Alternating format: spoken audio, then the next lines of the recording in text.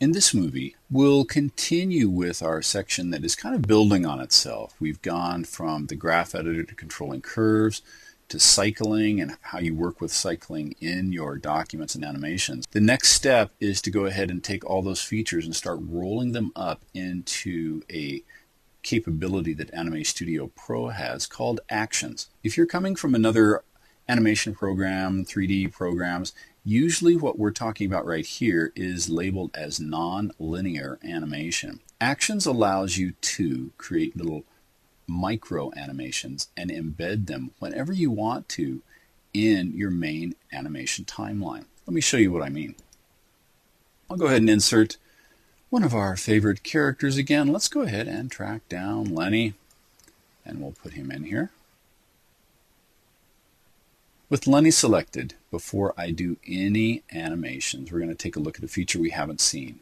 Under Window, we have the ability to have actions, and this is off by default. It's a separate little window. I've got mine engaged, but mine's off the screen, so let me pull it up here and tell you what we're looking at. The Actions palette, you can go and resize it if you need to, comes or opens with something called Mainline. Mainline is your main animation timeline. What we do is add animations to this. So let's take a look at this. I'm going to click the new symbol, and a dialog pops up. It says Action 1, and we'll simply call this Walk Cycle. And I just about made a mistake here before we get started. One thing I always like to do is when your character is fully rigged and ready to go just the way you want it, is to go ahead and create an action or an element that is this character right in his position right here. So let me go ahead and create a new one. The reason for this will become apparent in just a second. I'll just call this standing and click OK. Now I'm going to come back to my main line here and double click on it. Pay attention to what happens when we select our actions or create a new one. And maybe you already saw it, but I didn't point it out. Our main timeline has a light background. When I double click on standing, the color of the timeline changes and there's a box around it, and this lets you know that you're starting to create a special action or non-linear animation segment. The first thing to do is to go ahead and move to frame 1.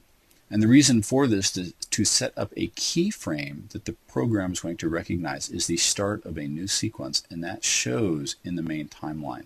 Yes, it'll make more sense in just a second. So I'm going to open Lenny up and disclose him a little bit. I'm going to select all the bones, and then I'm going to right click or control click here on the timeline and simply say add keyframe. So what has happened is that the program in this one frame animation recognizes that all the bones are in this position. Well, that's nice. Let's go ahead and go over to Walk Cycle. I'll double click on that. Now all the bones are still selected, but we're in a different function, and we can see the little red arrow pointing to Walk Cycle. So as we have seen earlier, I am going to go ahead and do the exact same thing here, but I am going to wait until I make some modifications. I'll use the bone manipulation tool. I'm going to select one leg bone, move it back. Does this look familiar? Does this look like cycling? That's because that's exactly what we did in the movie preceding this. I'm going to come to time frame 12, reverse this. I'm going to copy these first keyframes. Copy, move to frame 24 at 1 second and paste, so we have a complete match from keyframe 1 to keyframe 24. I'll select keyframe 24 and we'll engage cycle. Our dialog box will come up, and I want this to cycle back to frame 1. OK. If I click on mainline, we'll see now that when I move the timeline indicator and scrub the timeline, nothing is happening. The animation we just made is completely self-contained in Walk Cycle. Let's do another one. I'll call this one Eye Blink.